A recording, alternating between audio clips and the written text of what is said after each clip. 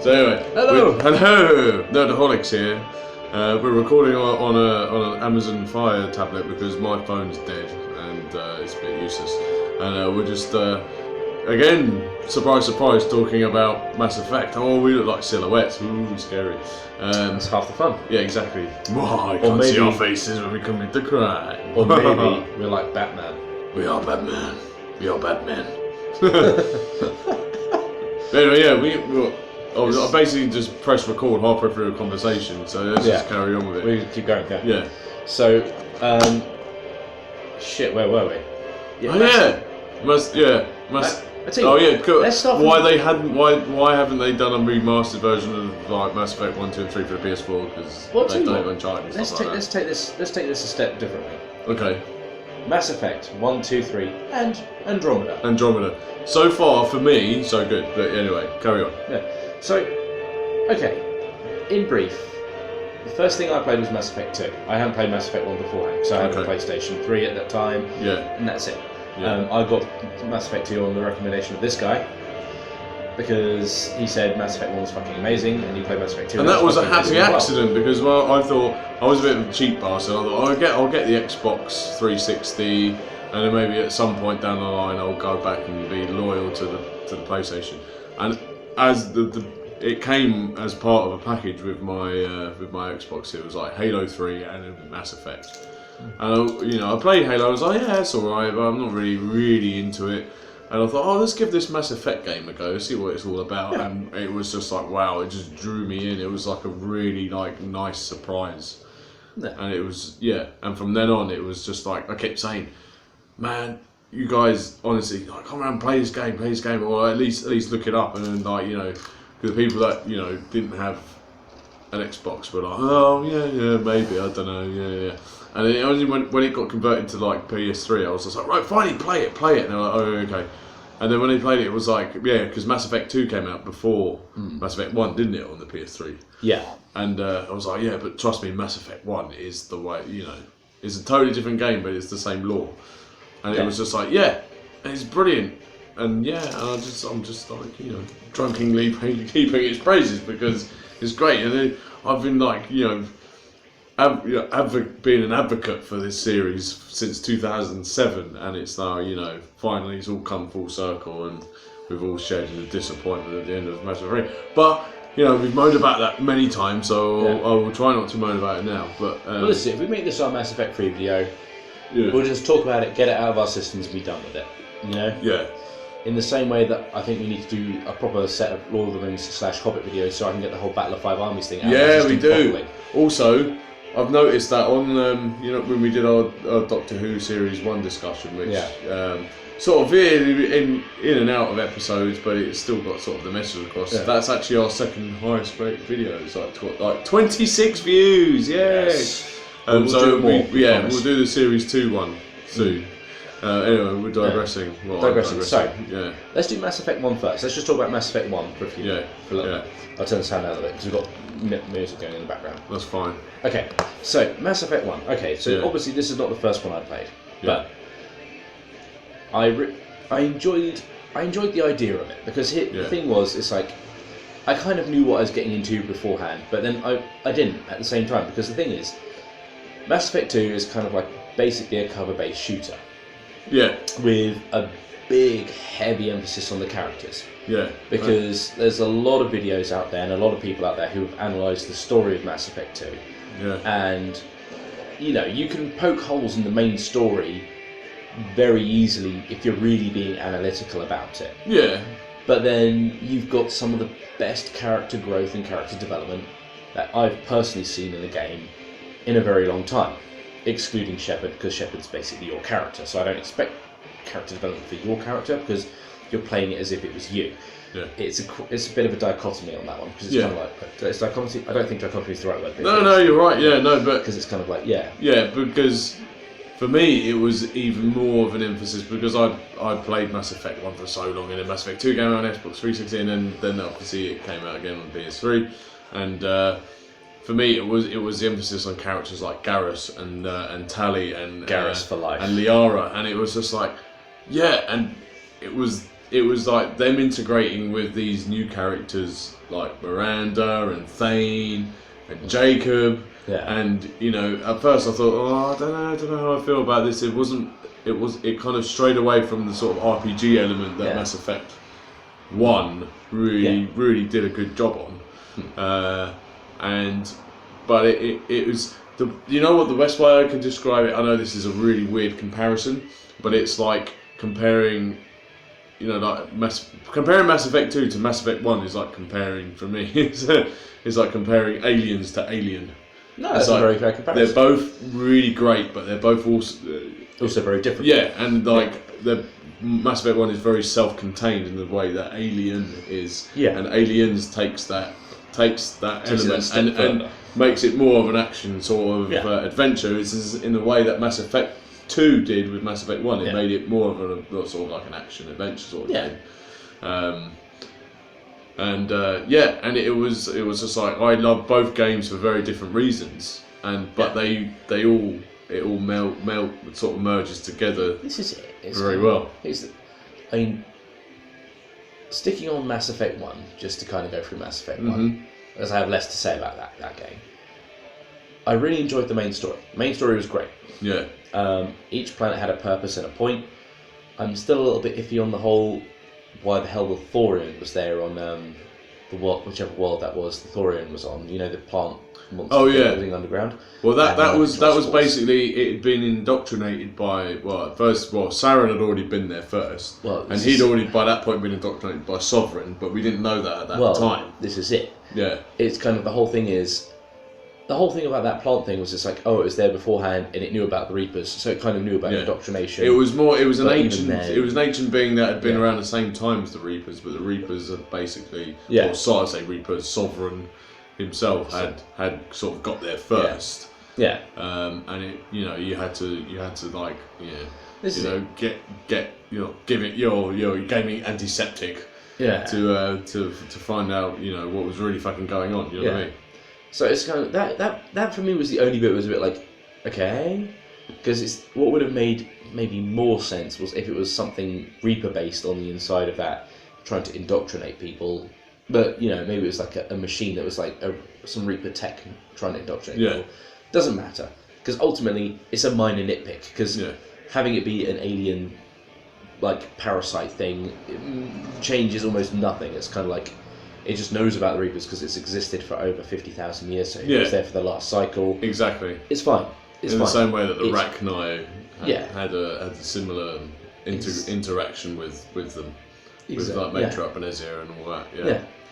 Now, so I was very happy with the game. It's like, I did have a couple of problems with the combat, but that's only because I played Mass Effect 2. Oh yeah, of course. So which combat-wise was a significant step up. I know the whole ammo system is different, and you know what?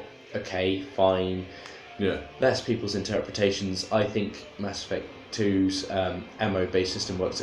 It works. It's a lot better for me. Yeah, and for me it was because I'd come at it from being from Mass Effect 1. It was this is a great improvement because for me Mass Effect 1 was more about the sort of the RPG element of it, and it was like it was that style of game. And then when Mass Effect 2 came out, I was like, okay, they're going more the action route, while still maintaining the aesthetics of the first one and like the soul of the game. Do you know what I mean? And the reason why they're sort of doing what they're doing, because the Reapers are out, like straight from the spoiler alert right at the end. It's like defeat Sovereign, defeat Saren, blah blah blah. But then literally it's just like Shepard's like, we can't rest on our laurels here. The Reapers are out there. There's more than one of these bastards, and they're waiting for us, and we have to fucking get our act together. Yeah. So there's always going to be that hint of there's going to be more action next, because there's going to be a bigger fight to face. We're not going to just face one of these bastards. We're going to face loads of them. So, and even by the time we get to Mass Effect 2, while there's still only one main Reaper involved in Harbinger, it's still the bigger threat, because the Collectors are essentially, they're enslaved Reaper versions of the Proteus. They're basically mini Reapers. Yeah. And this is it. So going into that was fairly brief, but that doesn't matter too much because that's not the point. Well, we're at the 10-minute mark now, so Yeah. we're doing quite well for ourselves, I think. Yeah. Normally we're like 2 hours just kind of rabbiting and just getting derailed, usually by Doctor Who. Yeah, which I'm sure at some point follow its way into this conversation. Probably will. You have been warned. Yeah. So, going into Mass Effect 2. Yes. Mass Effect 2, being the first one I played, I have a lot more to say. Yeah. Because this game, for me, it basically, it sold me on the premise of the suicide mission. Yeah. And it sold me on, now, okay, yes, there's lots of videos out there by lots of different people. The most notable ones I can think of are by a guy on YouTube called Smudboy, if you've seen him. Yeah. Do watch his videos analysing Mass Effect 2, because he basically picks it apart in the right way without being rude about it, because it's kind of, it doesn't detract if you like the character development. Yeah. It's very analytical, and plus he pitches his own version of how Mass Effect 2 could have been, because here's the thing, right? Looking at Mass Effect, very briefly, looking at Mass Effect 1, 2 and 3, the story should have been this, right? Mass Effect 1, finding out that the Reapers exist and that they're coming. Yeah. Mass Effect 2... Which is essentially what it was. Which is essentially what it was. Yeah. Mass Effect 2 should have been learning how to deal with the Reapers so we can be ready as a galaxy for when they turn up. So we can finally end the cycle and kick their fucking asses and tell them, actually, no, we're not going to stand for this anymore. Yeah. Mass Effect 3, dealing with the Reapers because they've showed up now and making what we have learned from the first two games work. And the actual fight against them once and for all. Yeah. Now, when you look at what actually we got with Mass Effect 1, 2 and 3, Mass Effect 1, learning the Reapers are coming. Yeah, Mass Effect 3, they're out there, and there's one has already tried to infiltrate this place. Yeah. And now we're not ready for them quite yet, but we know that they're in the vicinity. We know they're coming. Yeah. Mass Effect 3, love it or hate it, forgetting the ending, was very much a case of, right, we know how to deal with the Reapers. This is what we're building to make it work. And the choices that you've made up until just before the ending make sense, because you've got the Rachni on your side, you've got the Geth on your side, you've got all these people on your side now that you should have enough, because they've never fought this kind of, this sort of mass before. But when you look at Mass Effect 2 in that sort of context, it's like, build up to Reapers coming, dealing with Reapers now they're here, suicide mission against a random alien race who are trying to make their own Reaper. Yeah. So it doesn't fit. Now, the argument here is because obviously they changed how the story was supposed to go, it kind of changes. But, very briefly, for those people who don't know who are watching this, the original version of Mass Effect 3 was basically, the game we got was basically the game we were supposed to get. The only difference would be at the end was, instead of little godchild Casper the Genocidal Ghost, which is... the Catalyst. Catalyst. I've only heard him recently referred to as Casper the Genocidal Ghost, yes. Yeah. Middle finger to that idea. Anyone at BioWare who liked that idea, that's what you get. No disrespect to any individual at BioWare, because there's been a lot of shit on the internet about that recently. But no, so they were just doing a job, but the idea of it sucks. Yes. Yeah. But it's like... The idea was supposed to be that instead of the ghost, the little Catalyst ghost child, it would have been Harbinger, and instead of having like 1, 2, 3 as choices, it would have been like, look, Harbinger would have basically laid out that the whole thing was about dark energy. Yeah. Dark energy. It was dark matter and stuff like that. Yeah. Dark energy and dark matter is caused by the mass relays in the same way that cars cause pollution through exhaust fumes, and ultimately. The argument would have been, it's like, okay, look, this is killing the galaxy, which is why we come back every 50,000 years to wipe out all life that got to a certain point, so that way the galaxy can keep going. Yeah, so they're doing it's like robbing Peter to pay Paul. Like they're thinking they're doing the right thing, but at the same time it's like the mass genocide of millions and millions of people. They're thinking about the grand scheme of things rather than the actual short-term morality of it, because they're machines. They don't deal with morality. They deal in absolutes. Exactly. Yeah. And the whole thing would be that your choice would be, you can either set off the machine, you can set off the crucible and wipe out all the Reapers, but then have whatever length of time you've got left before the galaxy gets wiped out anyway because of the dark energy. Which makes me think that now this leads into Mass Effect Andromeda. I've got up to a point where we'll touch on that when we get there. But the whole Scourge thing. Yes. And I know there's probably people that may have already played the whole game and know exactly the ending. We don't, so spoiler alert, no spoilers. Hashtag no spoilers. No, hashtag no spoilers, but that's what I think that maybe that ties in with the whole dark energy thing, and maybe they're going to do something like that. But anyway, that's speculation. So you got the one ending of you could either set off the machine and wipe out all the Reapers, and then try to work out if you can solve the problem with whatever you've got. Yeah. Based on your choices, you'll succeed or fail. Because if you made choices that unite the galaxy, supposedly, or give you the right bits and pieces, it will work. Yeah. However, on the other side, you can let the Reapers wipe out humanity, wipe out all the higher races that are there in the galaxy, so Asari, Turians, Krogan, Solarians, whatever. And it's literally starting from scratch. And they will then make themselves a new Reaper based on humans, and maybe some other Reapers or whatever, and give them a shot, because the idea is they're supposed to sell you the idea of a human Reaper could stop the dark energy problem. Because that's supposed to be the whole thing. Yeah. Because they don't really know what... They've never had... Because they've spent ages selling the idea that human diversity and human difference is what makes humans as a species special compared to any other species they've ever encountered before at that point. Yeah, because they have like a unique intervention that none of the other alien races have really comprehended before. Exactly. Yeah. So that's basically what makes Mass Effect 2 different. Yeah. Because Mass Effect 2 doesn't fit, and if you look at it with that sort of context of that's how the ending was supposed to go, it makes you think. It's like the whole destruction of the collector base at the end of the game makes a lot more of a creepy... It makes it a lot more of a difficult decision. Yeah. Because ultimately it's like, if you decide to blow up the collector base, it's like, okay, well that's great, because the Reapers can't make a new collector there now. However, if you think of it in a case of, well, hang on, the Reapers want to make a human Reaper, and time is of the essence. Well, if I didn't blow up the base, and I've decided to let them wipe out all the higher races so they can make a human Reaper and possibly save future versions of our galaxy, I've just given my... You've basically just erased any possibility of that happening because you've destroyed the Reaper base. Yeah.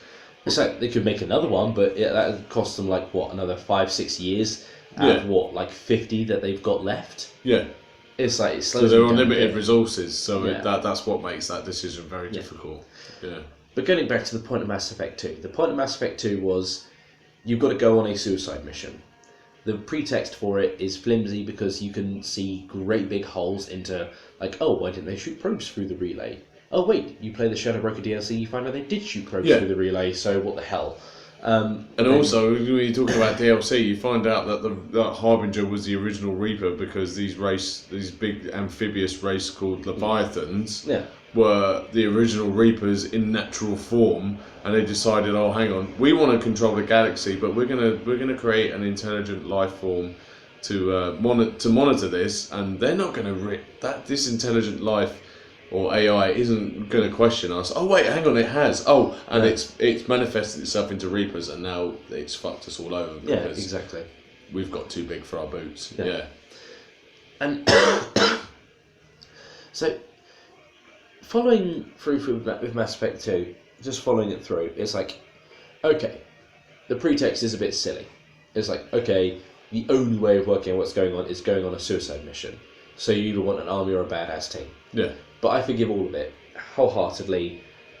This game is maybe not quite a masterpiece, but it's it's in my top 5 list of games. Oh yeah, no, it's one of the better games Definitely. that have been made in the last 10 years. It's one of the best games I've played in my life. And it's in my top 5. I would put it that way.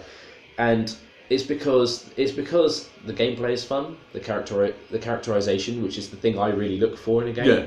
I look for characters I want to sort of the RPG element in there is great because you could spend hours upon hours just talking to people. This is it.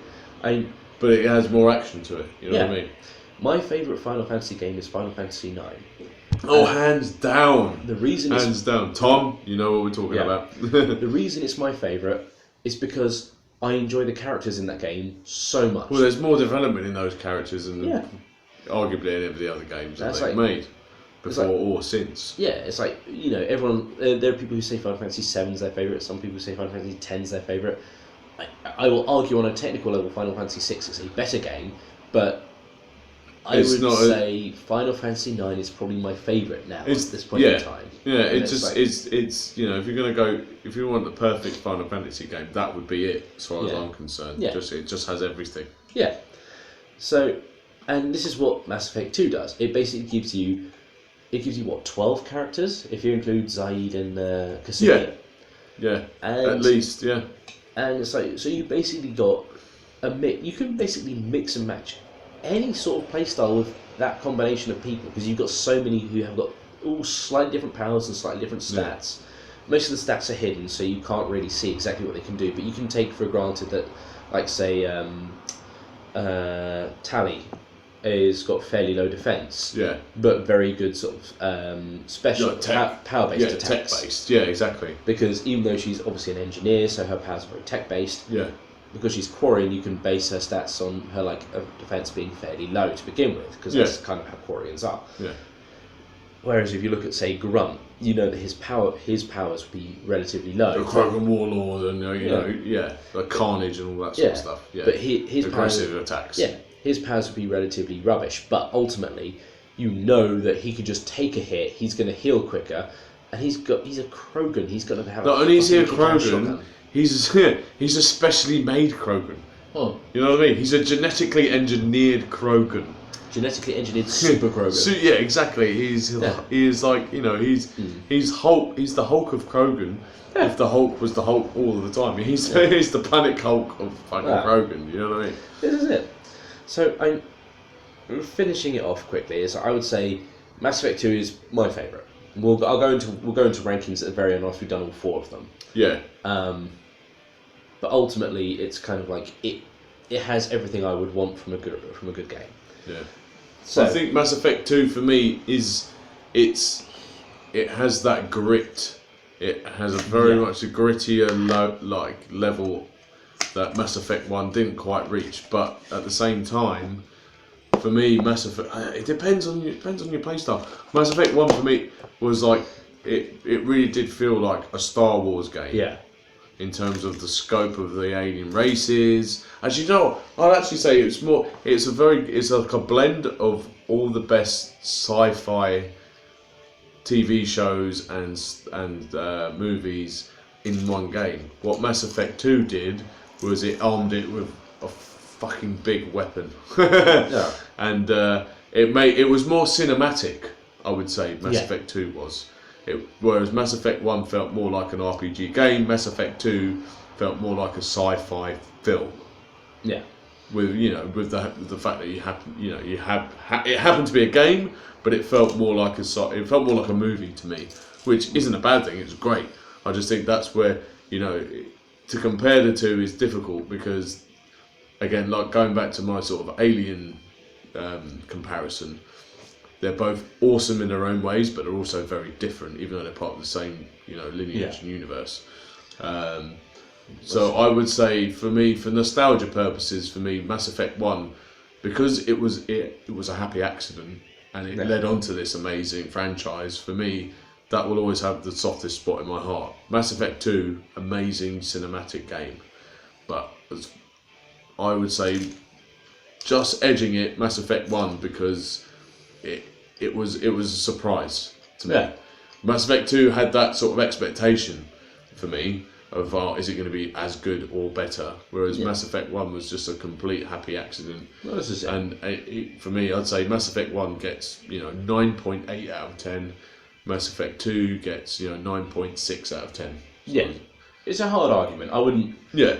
It's funny just the way that it was released. If you happen to have it on Xbox originally, then you have a natural progression. Whereas if you're going back from Mass Effect 2 to Mass Effect 1, then back to Mass Effect 3, then it has a slightly jarring feeling. But I think both games are awesome as far as I'm concerned. But it's like people arguing. It's like people arguing their favourite Star Wars movie.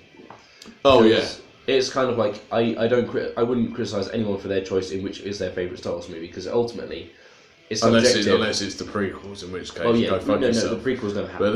But, The prequels never happened. Yeah. Revenge of the Sith kind of happened a little bit, but we. The last half an hour of Revenge of the Sith was fine. But yeah, we've done many videos on Star Wars, so we'll rein that Glossing in over right that. now. Yeah. So going into Mass Effect 3. If Mass Effect 1 and 2 were games I was very happy to play and have replayed a couple of times and very happy to have replayed. Yeah.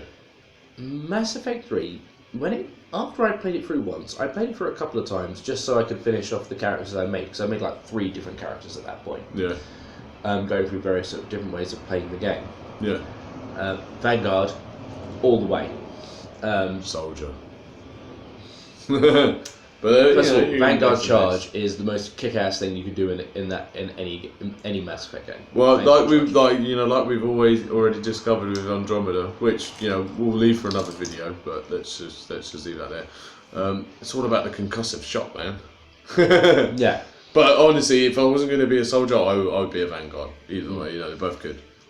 To be fair, I've only just started playing Andromeda today, and I'm playing as a soldier as my base stat thing. Me too. Yeah. I've stuck from one all the way up to Andromeda soldier, but I have dabbled slightly with biotic if I'm playing like a not a quite so serious playthrough, then I'll play as a biotic. But yeah. Yeah.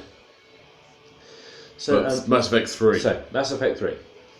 Mass Effect 3 was the first game where you can see the cracks. Well, I think they were running out. I think it was quite. They had to write up had to tie up the loose ends, and they had to end the saga. And for me, I thought elements of it were great. It had kind of like a combination of good bits from the first and the second game. But it wasn't. It wasn't the best bits. It was just it was okay. You know what I mean? And the whole, like we were talking before about the whole war assets thing, complete waste of time. Absolute waste of time. Or eating. Nom, Pringle. Yeah. While you're eating, I'm going to eat some more. While you're doing it.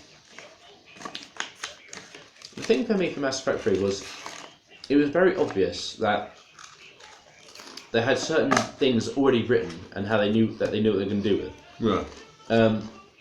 The genophage stuff on Tuchanka.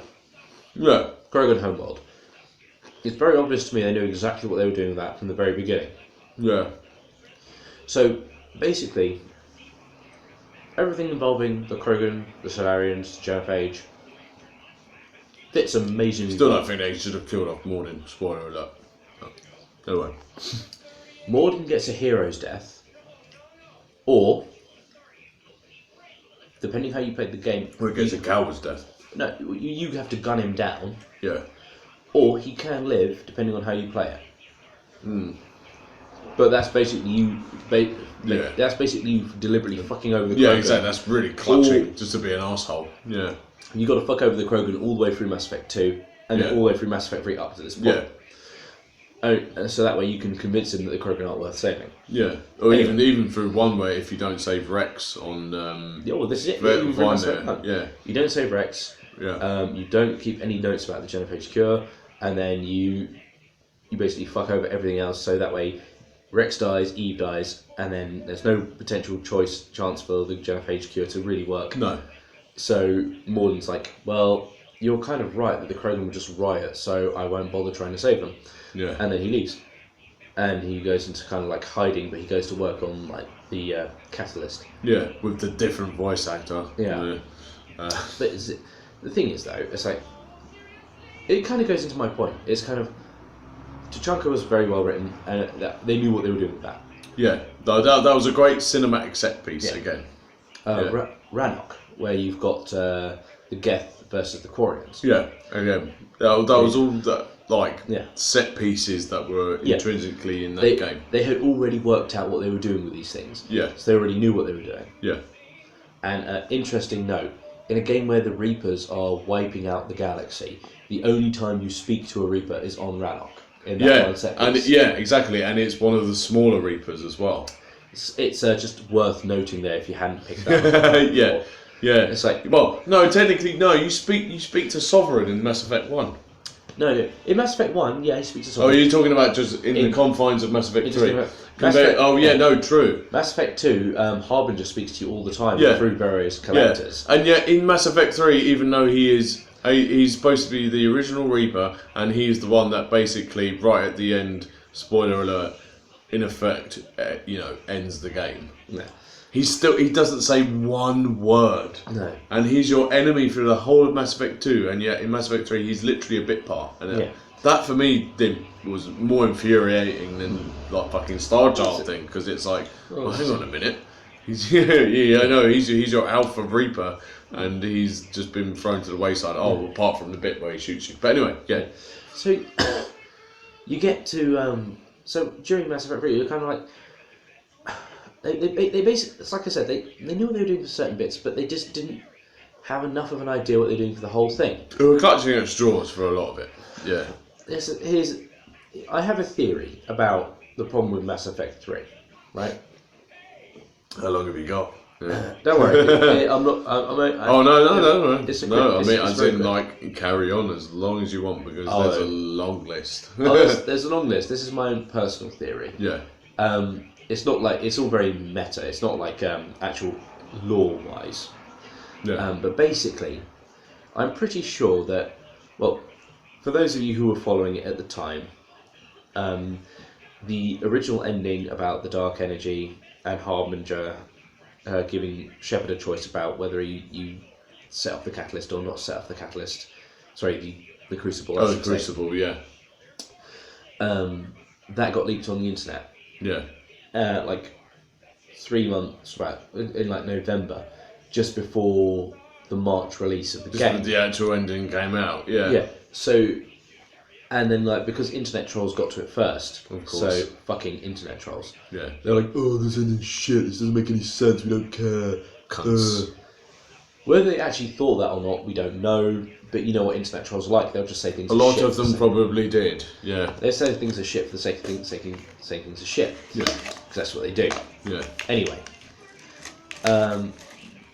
they then, ultimately then, BioWare was like, oh crap, the ending of our game won't be well received. Let's rewrite it as quick as we can.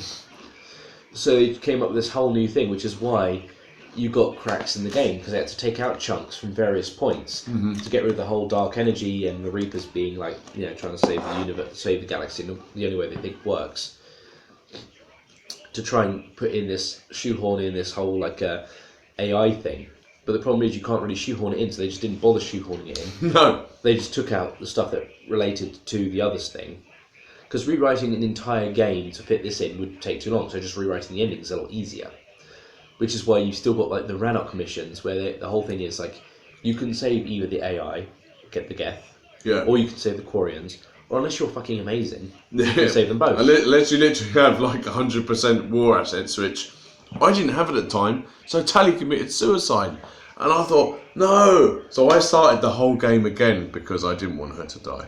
Yeah. That's how sad I am, because I like Tali, because she's awesome. Tali was awesome. It's like, the very first romance my Shepard did was with Tali, because again, Mass Effect 2. Yeah. So it's like, I think mine was Liara for the whole thing, but I really did like the whole subplot with her and Garrus. That was great. Tali and Garrus were such a better match. But and I just really loved. I just thought Tali was just one of the best characters in gaming, generally. Yeah, I think she's just amazing. I'm kind of drawn to that sort of like that sort of character that needs a big brother. There's but there's just more to her than meets the eye. You don't quite know, and then but she just had that kind of gravitas about her, There's a character. There's another BioWare game, Dragon Age 2. Oh yes. They did a game. Well, in Dragon Age 2, they created a character called Meryl. Yeah. Who was voiced by the woman who plays Gwen in Torchwood. Oh, what, Eve Miles? Yeah. Oh, she voices her. Yeah. And it's kind of it took me like a couple of hours to realise it, because it's like, that's a very familiar voice. Yeah. Anyway, point is, that character, my Hawk, because they were trying to do a pseudo Shepard thing in this game. Yeah. He ended up romancing her. Yeah. Not because I had deliberately organised it that way, but because sort of my big brother instincts were kind of kicking in and thinking like, okay, this is someone who does not know how the human world works. Because the character she plays, Meryl, is an elf.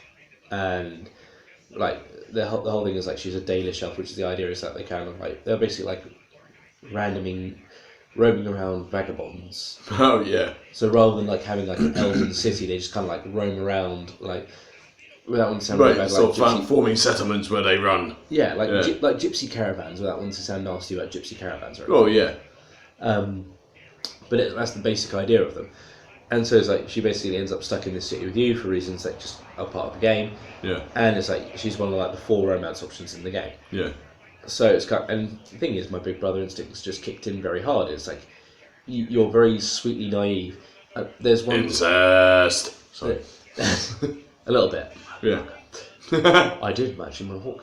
Anyway, but no, there's like a great line that kind of there's a great line that kind of has party dialogue in that game that just kind of sums up what about this character, and this again relating to Charlie afterwards. Yeah. This character's Meryl's. You got Varric the dwarf, who's basically like a proper Del Boy kind of character. Yeah. And he's wheeler dealer. He's got a bit of money. He's got cash on the hip, and he's Gift of the gab, and he's paying all these people for stuff. And he goes up to, as part of the party dialogue, if you got them both there, he's like, Meryl, stop walking around the streets late at night, and it's not safe. Yeah. And she's like, why? I walk around the back alleys all the time. I've never been attacked. It's like, well, you shouldn't. And he's like, yeah, but your safety's costing me a fucking fortune. Because he's paying people off not to attack her. Not to actually fucking get involved. Yeah, exactly. Yeah. And it's like, it's that sort of innocence. It's kind of like she genuinely thinks nothing bad would happen to her. Yeah. Because nothing bad has happened to her. But there's a reason for that. Yeah. And it's not through like, just pure luck. It's not through confidence. It's through pure luck and naivety. Yeah. And the fact that she's got a friend who is looking after her without her real knowledge until that point. Yeah. So, and linking back to Tally, this kind of goes into the same thing. It's kind of like that's the sort of character where like my big brother instincts kicked in, and because of how the dialogue options worked in Mass Effect 2, it's just like, okay, just be nice to someone. If you're too nice to them, turns into you. It turns out actually wanted to bang them. Yeah. Well, which is funny. Which is funny because Mass Effect Andromeda, literally within like 3 conversations, it's like there's an option that goes, "I'm interested in you." I'm like, "Oh, treat me, keen." Yeah. So ultimately, the thing about Mass Effect 3, if I can sum it up, was I had a lot of fun with the multiplayer. Yeah, there's a lot of good things about Mass Effect. Mass Effect 3 has a lot of great stuff in it. Like the Thane stuff with Kyle Lang was great. As much as I hate Kyle Lang, but then he did his job well because it's like you've taken a great character and rubbed him into the ground. But that was the beauty of it. That's for Thane, you son of a bitch. So here's the thing: Kai Lang should not have existed as a character. No, because I think he should have been the elusive man. Should have just done what Kyle Lang did. Basically, because the whole thing about Kai Lang was he was supposed to be like the anti-Shepard, but he's not the anti-Shepard because the elusive man's the anti-Shepard. Yeah, exactly, and he's the indoctrinated Shepard. Yeah. So very briefly before we finish Mass Effect 3, right. The indoctrination theory. I'm just going to touch on this quickly because it's like one of the biggest things that you'll hear if you hear about Mass Effect 3. Yeah. There's because of how the ending went for Mass Effect 3, the ending that we actually got originally, not really making a lot of sense. There are various elements of the game that kind of do make sense with the fact that potentially the character, your Shepard, is getting indoctrinated. All right, from when he spoke to Sovereign, wasn't it? Yeah, Sovereign in Mass Effect 1. Yeah. But then when you look at like some of the things like you get dialogue from you look at some of the dialogue from the Rachni Queen in Mass Effect 1. It's like, oh, their voices were like oily shadows, singing songs to us. And then you look at the dreams in Mass Effect 3.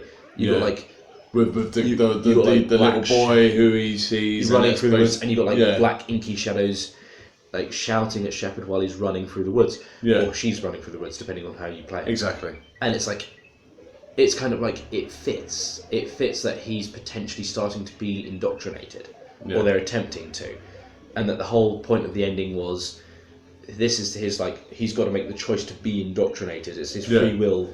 And the Star Child was basically it was Harbinger whispering in his ear the whole time. And that's the whole that's the whole thing. And the control ending was basically the Reapers winning because you've indoctrinated him to the point where it's like, I will control you. And the synthesis ending was also indoctrination. So the only way of actually defeating the Reapers properly, and they were just literally, they weren't being controlled by an AI, and they were literally just, evil beings who wanted to purge the universe, the galaxy, was to just destroy them and hope for the best. Yeah. And the idea, allegedly, because this is not what actually happened, but, allegedly the idea was going to be, there'd be 3 story DLC. Yeah. And the last one, there'd be a 4th story DLC that would come out afterwards, which wouldn't be like a story DLC in the same sense. It would literally just be like a follow-up sort of thing. It'd be like a follow-up epilogue sort of thing. Yeah. The idea being, if you had bought all the DLC up to that point, you would unlock the very best ending, which would show the whole indoctrination theory thing being actually true. Realised. And you could then basically potentially fight off the indoctrination because you've had the experiences from the DLC as well as the main game. Yeah. That's the alleged idea. Obviously, even though the reason, there should be no need to actually do that if your actual ending holds weight and is actually good. Yeah. But and the fact that you're not reacting to fan hatred of these like really ridiculous outcomes. But then at the end of the day, that's the problem. That could be nitpicking, or it could be actually, deconstructing a really bad ending. Yeah. But, we won't go too far into that. Well, here's the thing: we're not going to dwell on the ending. Everything that needs to be said on the ending has been said. Mm-hmm. If you've seen anything about the ending, you know exactly what we're talking about. And the ultimate thing is the ending. The whole thing about the indoctrination theory is basically it just shows that the fans care more than the actual creators do. In my opinion on that. I know a few people have said that and I'm just agreeing with them on that one, to be honest, because it's like, what? You can't really argue much with it's like the disappointment of that. It's like the ending was so bad, people looked at anything they could find, and maybe they had planned to do the indoctrination theory as the ending, but they decided not to go with it for whatever reason. Yeah. Because there's no other reason to have those dream sequences. Yeah, in that was the thing. That was the way they are. It was just kind of, why would you suddenly shoehorn that in unless there was a reason for it? And then maybe that was choppy editing, and by the end of the post production, they sort of forgot about it. I don't know. Yeah. Well, this is it. Maybe the idea was the indoctrination thing was going to be part of the plot. Maybe there was going to be a plot line about the indoctrination theory. It was about indoctrination. Yeah. And they just cut it, but they left the dreams in because it's like, we've already made the dream sequences. Yeah. Let's just leave them in because that way we can have Shepard have nightmares about how badly the war's going. Yeah. Post-traumatic stress. Yeah. Okay, it's not great, but moving on from that, it's not the end of the world. So now, very briefly onto Mass Effect Andromeda. Yeah. I think it's being very harshly critiqued because, at the end of the day, it's not meant to be a sequel to the original trilogy. It's supposed to be an entirely new adventure, set in the same universe, in a different galaxy. So far, I'm enjoying it. I think it's more going towards back to the Mass Effect 1 state of affairs, with the RPG element and the exploration element being a heavy feature in the in that universe. And I... No spoilers. Well, you can't really spoilers because you're not in this video. If you want to spoil ourselves, just watch YouTube. Yeah. Yeah, there's plenty of videos of and I'm sure we just won't watch the comment section. Not that we get any comments anyway. I'm not bitter at all. We've got one comment on one video. So. Oh yeah, saying great video. Yeah. But so far I've played about 10 hours and I'm still barely scratching the surface, and I'm enjoying it. It's a more, I don't know. While it's in the same universe, it just feels slightly different, but in a good way. It's like it feels very optimistic. It does, yeah. It's more along the lines of, as we were discussing before, it's more along the lines of Star Trek rather than Star Wars, which is what the original trilogy felt more like. Yes. Yeah. It's like okay. I literally got the game today. I've played about 45 minutes, if that. Yeah. Because basically, life gets in the way. I had bloody life. Yeah. I had planned to play a bit more than that, but again, life gets in the way. Exactly. Long and short of it is, so far, I have seen 2 of the bugs that people have complained about. Yeah. I found both of them to be funny, watching them in motion, Yeah. as within context of the game. They're not deal breaking, but they do kind of slightly ruin the immersion. Yeah, but they can always be patched. Well, it could be exactly. The technology you have these days is like anything can be patched now. This is it. I mean, from what I heard from one of our friends at work, Paul Simon and Audio 2. Oh yes. Apparently, Big Scottish bastard. Yeah, big Scottish bastard. Lovely bloke. Oh, He is absolutely a brilliant. Big Scottish bastard. Please, yeah. Drink us under the table every day of the week, and you see how much we drink. Yeah. Let's put it this way. We're on can 10 each. I've had a gin and coke as well as a coke and whiskey. Sean's had a big glass of red wine as well as a little bit more red wine after that because he topped it up. So we've basically been drinking for a while. This is like 2:30 in the morning now. Yeah. But he can knock that back in about 3 hours and still be all right. He'll knock that back in 15 minutes and laugh laugh at us. Yeah, laugh at us for being wee English pansies. Anyway, from what he was telling me the other day, apparently, I can't corroborate this, so if people know, please do comment. Mm-hmm. It'd be nice to get a comment. That apparently, all the people who did most of the people who were doing the single player side of Mass Effect Andromeda basically left over the course of its development. So the people who were left to actually make the game were the people who were doing the multiplayer. So they had to pick up the pieces and do the reasons for their leaving varies, but it's like some people got better jobs, other people just didn't want to hang around because they didn't like the way the game was going. There's 100 various reasons. Reasons, but ultimately it's like you've got people who primarily had designed multiplayer levels and multiplayer combat, doing a single player game. Yeah. Then on top of that, I don't know the name of the guy. There's a guy who went on Twitter recently. He used to work at BioWare, but now Casey Hudson. No, it's not him. He used to be an animator. He was one of the main animators for Mass Effect 1 and 2. Mm-hmm. He now works at Naughty Dog. I should know his name, but I don't. Yeah, he now works at Naughty Dog. But ultimately, good acquisition for them. Yeah, he was saying why there are problems with facial animations, because doing something because you can't compare something like Uncharted, any of the Uncharted games to Mass Effect, because Uncharted is very scripted. It's very scripted, but also it's very photographic as well. Exactly. Not that Mass Effect isn't, but I think there's so much more involved with the RPG style of Mass Effect that you're not going to get that graphical. Exactly. Mass Effect gives you the quality that you will get with Uncharted. Mass Effect gives you so much more choices. You've got on average, you'll have 2 to 4 different ways of answering a conversation, or what question you could ask next. Yeah.